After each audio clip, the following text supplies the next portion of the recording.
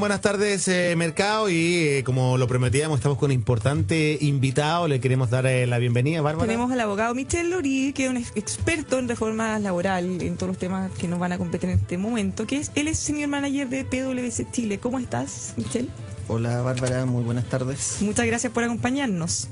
Nosotros mucho hablamos de qué se opina, si de información, y la verdad es que queríamos ¿Por dónde partimos? Esa es la pregunta, traer, ¿no? A ver, bueno, hace un par de horas solamente conocimos el proyecto propiamente tal, así que no es mucho los detalles que tenemos, más allá de los puntos que se dieron a conocer ayer. Entonces nos gustaría, en el fondo, que tú, desde tu visión de experto, nos expliques cuáles podrían ser los verdaderos alcances de esta reforma, qué efectos podría tener, qué beneficios le podría traer a los trabajadores, en fin, una mirada como global. Gracias, Bárbara.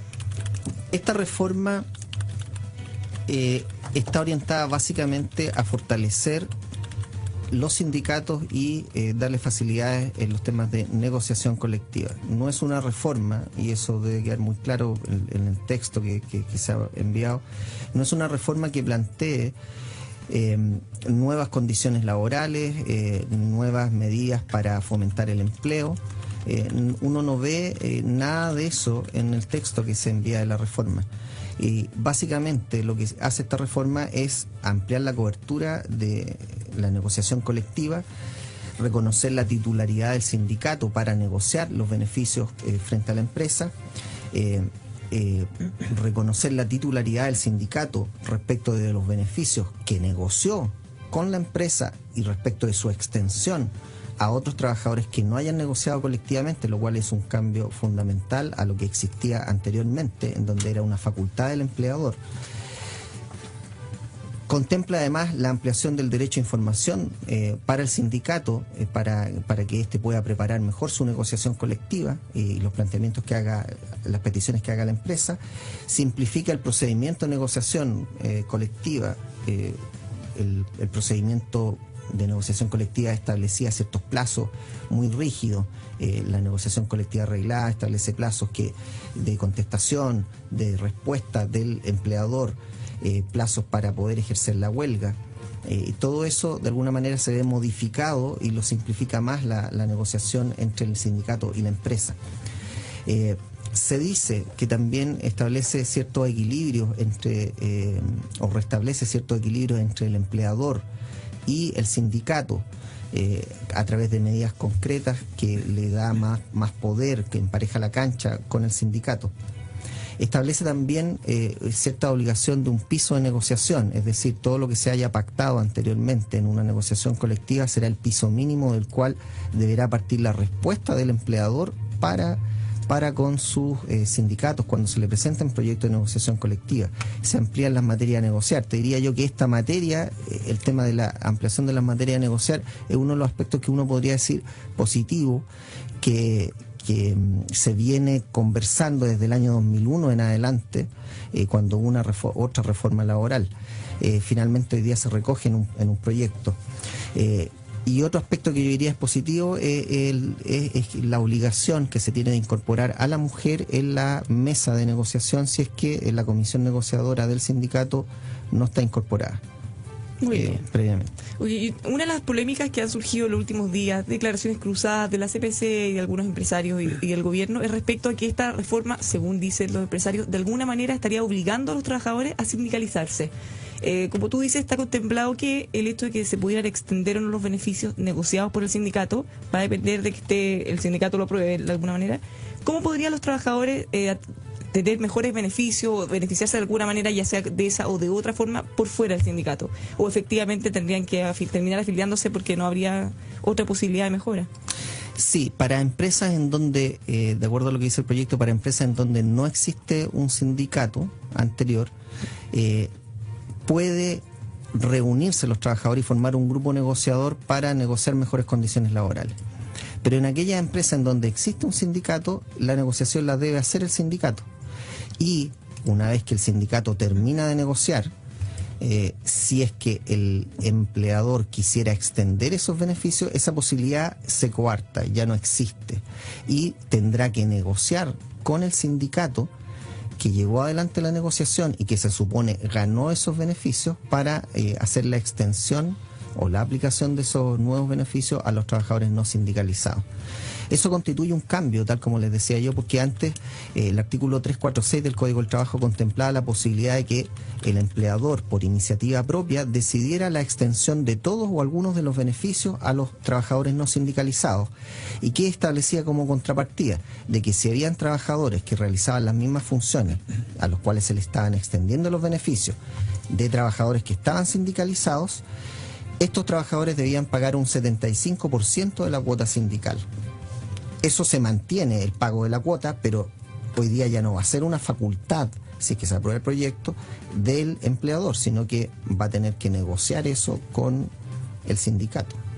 Por lo tanto, se fortalece el poder negociador del sindicato, porque los trabajadores legítimamente pueden decir, mire, entre estar en el sindicato y que no me extiendan los beneficios y meterme al sindicato y tener derecho a todos los beneficios, mejor me meto al sindicato. O sea, hoy día lo que se plantea en general es cuánta representatividad tiene el sindicato dentro de una empresa. Se habla entre un 10 y un 15%. Yo llevo preguntándome hace mucho tiempo cuánto realmente representa la CUT en términos de trabajadores. Todo el mundo tiene, no sé distintas si cifras, pero 10%, por ahí siempre se habla, pero nadie, 11, 13, 14. nadie es concreto respecto a cuánto representa realmente la CUT. Si nosotros nos abocamos en esto de la reforma laboral solamente al sindicato, que se habla de un 15% de representatividad, y si, tal como dices tú, ese beneficio que se podría hacer, no solo al sindicato, sino que también fuera de la negociación colectiva hacia todos los empleados, no se va a poder hacer. O sea, ¿eso qué significa? Que obligatoriamente las personas que quieran hacer uso de los beneficios de negociación en el sindicato van a tener que estar afiliados.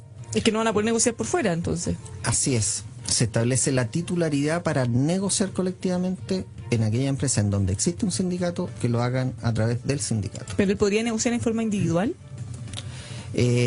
Las personas podrían negociar de manera individual, pero ¿qué es lo que es? Es más difícil conseguir los beneficios. Así es, podría ser más difícil.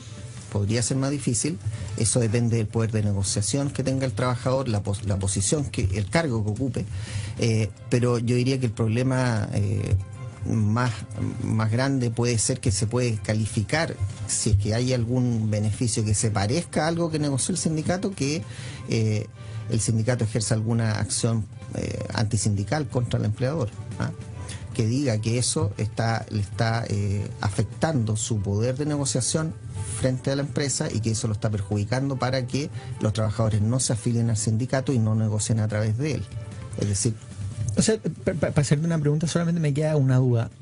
Por ejemplo, ¿se atribuye práctica antisindical si la empresa extiende el beneficio a otros trabajadores o lo hace mejor para que esos trabajadores no constituyan sindicatos? Eso es lo que entiendo de tus palabras, ¿no? Hoy en día, si tú extiendes un beneficio a un trabajador con la ley actual, sin considerar la reforma, con la ley actual, si tú extiendes un beneficio a un trabajador y no le descuentas la cuota sindical, te haces el loco como empresa, no lo hace, eso puede ser considerado una práctica antisindical. Estamos conversando con el abogado laboral, Michel Lori, de PwC, que nos está ayudando a entender también los detalles, lo que está ocurriendo con esta reforma laboral, los vaivenes, las dudas, las consultas que se tienen y también lo que se va a plantear en un futuro ya cuando la discusión se comience a desarrollar. Uno busca los detalles, tú mencionabas por ahí que no se encuentran, Michel, elementos que, entre comillas, logren fomentar efectivamente el empleo, que logren fomentar efectivamente la productividad, y estos han sido dos de los puntos que se han planteado, ¿no?, desde las autoridades. En ese sentido no se da una visión clara, ¿no?, de lo que es un apoyo a estas dos actividades. No se ve, y yo pienso que no tendría por qué uno buscar una mayor productividad a través de una reforma laboral. La mayor productividad o la mayor producción, la mayor actividad económica se va a dar por otro tipo de materias, otro tipo de iniciativas que debería tomar la autoridad. A nosotros nos toca ayudar a muchas empresas, y me voy a meter en otro ámbito, pero que hice relación con lo mismo.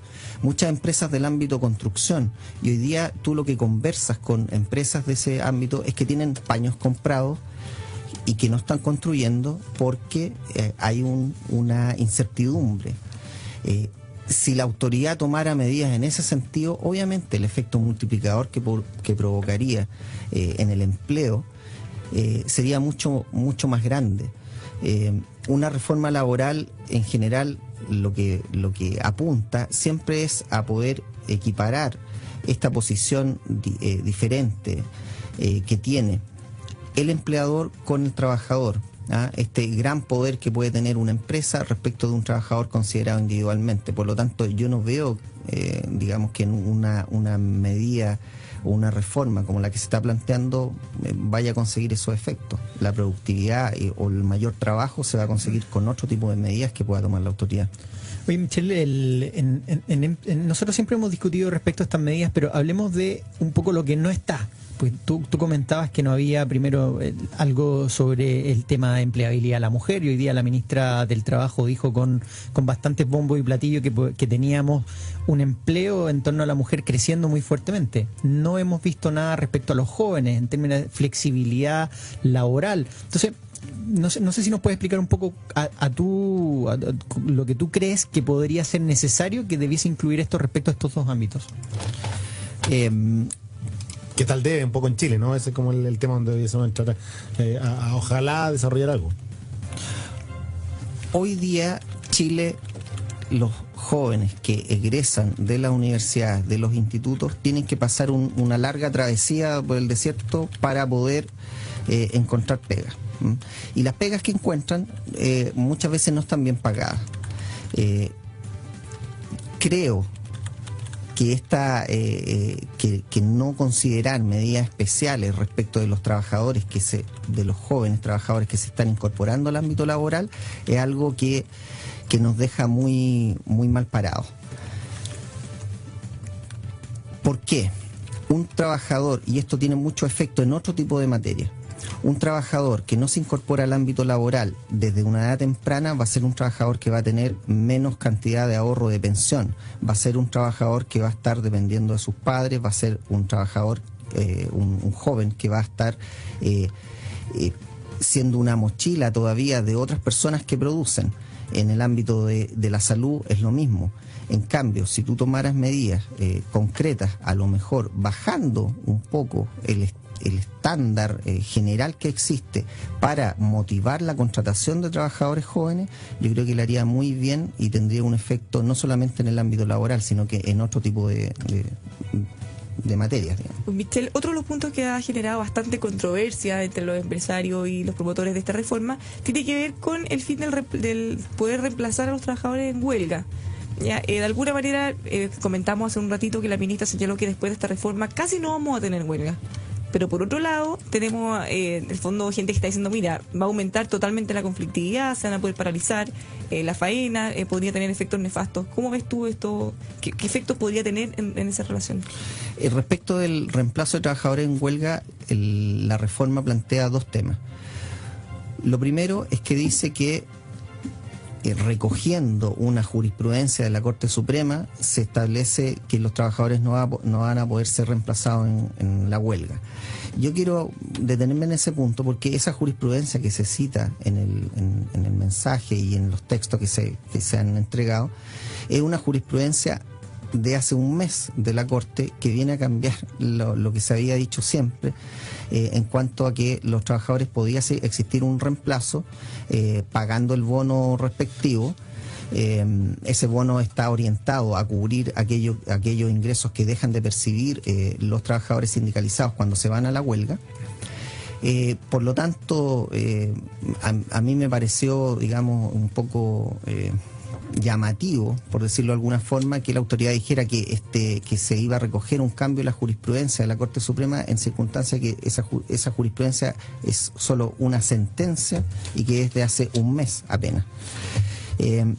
Y el otro punto que establece respecto del reemplazo en huelga es que se establecen ciertos servicios mínimos y esos servicios mínimos van a tener que ser acordados entre empleador y trabajador, entre el sindicato y la empresa.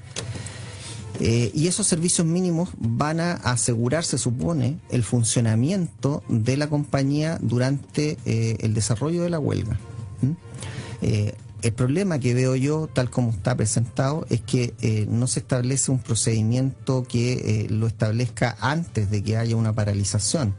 ¿Qué servicios se consideran mínimos? para esa empresa en particular. Y se establece que estos deberán ser negociados entre el sindicato y la empresa en la misma negociación. No da parámetros claros. Claro, entonces eso te puede provocar un grado de conflictividad y si la negociación ha estado dura, porque para llegar a la huelga significa que no han acercado posiciones, van a estar negociando este tipo de materia, digamos, no sé qué con tan buena disposición, claro, y apremiados por el tiempo. Michel Lori, también nosotros nos apremia el tiempo, tú sabes que en radio es así que te queremos agradecer que te hayas tomado la diferencia de estar aquí con nosotros en el estudio central de Radio El Conquistador, abogado laboral de PwC, así que obviamente que te agradecemos mucho y también te deseamos que tengas un excelente desarrollo con esta reforma laboral y con todo el trabajo que se viene para el 2015. Yo podría dar un mensaje, favor, digamos, al final. Se los comentaba al inicio, yo pienso que desde el año 91 en adelante se han estado estableciendo ciertas reformas que han ido a fortalecer los sindicatos y la negociación colectiva. Pero yo lo que pienso es que los sindicatos están al debe. La tasa de sindicalización hoy en día en Chile no supera el 15%. Existen 1 millón de trabajadores sindicalizados distribuidos en 11.000 sindicatos. Existen muchos sindicatos, pero muy chicos. Esos sindicatos no tienen una representatividad mayor de los trabajadores. Los trabajadores hoy en día no se quieren afiliar a los sindicatos porque no le tienen confianza. Y eso no lo vamos a cambiar con una legislación. Yo eché de menos ciertas obligaciones en el proyecto referidos a más obligaciones de los sindicatos en temas de capacitación, medidas en esa materia, o a facilitarle a los dirigentes, a profesionalizar a los dirigentes sindicales. Los dirigentes sindicales, creo hoy día, y los sindicatos están en deuda respecto de los trabajadores, no los representan bien. Y es por eso, no por una ley, no por una mala ley, que los trabajadores no se afilian a los sindicatos.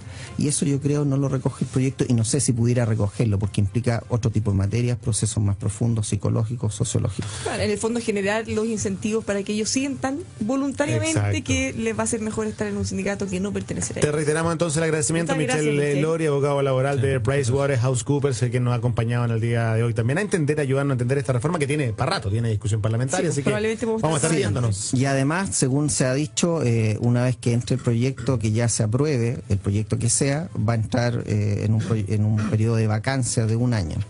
Eso es lo que está Tenemos un enviado. Claro.